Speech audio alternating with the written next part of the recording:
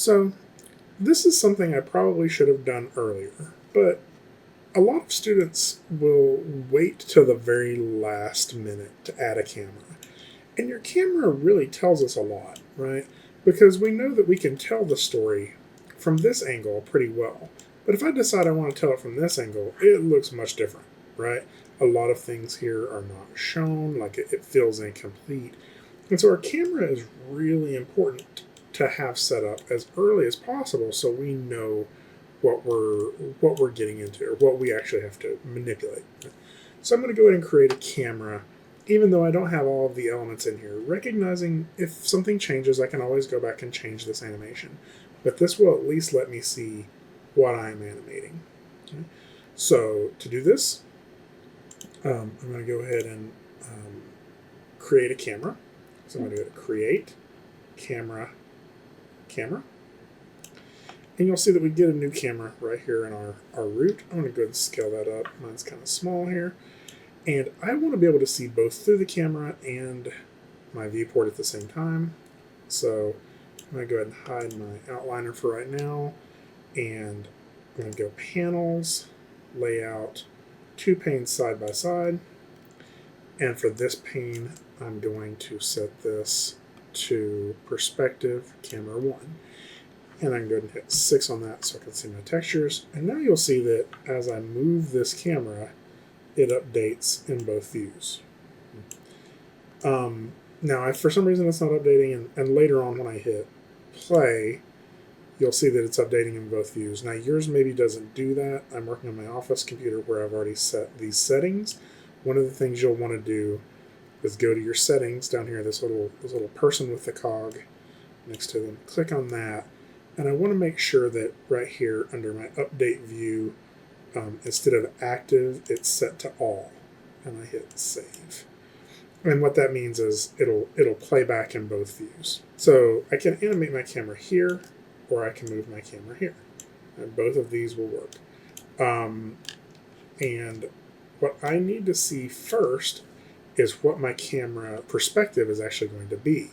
So again, like this view is tall and narrow, right? Versus this view, which is, short and wide, right? And so those are two different results based off of just how I have my UI adjusted inside of Maya. So I need to get a view in here that actually is accurate. And to do that, I click this button right here, this little blue ball with the square around it, or with a rectangle around it, and that's going to show me what my camera actually will render, right?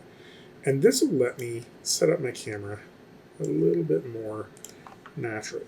And so I'm going to get something like this, and you notice I don't really want to go off too far to this side because it loses some stuff. I think this is where I want my shot to end, or where I want my camera motion to end. And I want that to happen about the time this box opens up. Right, so probably around frame 75. Right, I'm going to ease into this. So I got my camera selected. I'm just going to hit S. And I want to just go ahead and move it over just a little bit.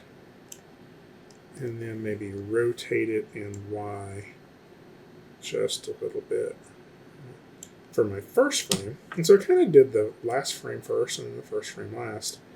And so now we get this motion. It's very well controlled. And then the box opens. Okay. So we got this camera set up. I'm all right with this right now. One of the things I might do is the camera comes to a complete stop. What I might do instead is go back to, say, frame 70 and hit S. And then that'll allow me to drag this all the way out to the end, maybe. Which I may at some point. I may try something, because what's going to happen is a character is going to come in, open up the box, and this axe is going to pop up out of it. And then I think the character is going to hop away. And the character is probably going to hop in at the beginning, too. Right? And so when the character runs away, I may have the camera kind of follow them. But this has got us a good setup camera here so we can see this. Now, one of the things I do know often happens, at least to me, is I assume that because I can see it here that it'll be visible. Like subconsciously, I think I'm assuming it. So even though part of my axe is visible here, it's not actually going to be visible in my final shot, right? The top of that ladder is not going to be visible in my final shot. And the things that help me remember that is if I go with this camera selected, I go to my attribute editor and I scroll down here to display options, and I make sure that this mask opacity is set to 1. And so now I can't see outside of it. I usually make it black as well. That way I can see where my frame is a little bit better. And so now if I hit play on this, you'll see all the things that's happening on this fun little ship.